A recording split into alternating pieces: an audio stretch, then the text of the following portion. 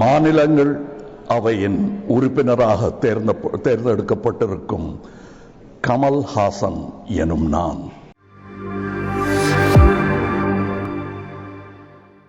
Oath or affirmation is a constitutional requirement under Article 99 of the Constitution and is a solemn occasion. Deviation from the chosen format has potential to invalidate the oath. I urge the honourable members to conform to the chosen format. Oath. Sri Kamal Hassan.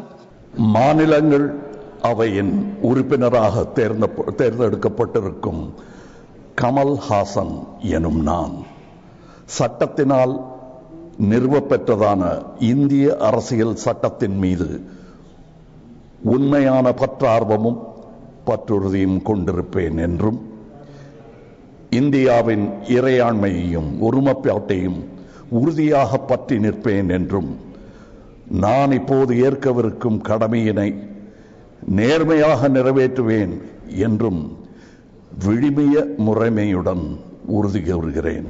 வணக்கம்.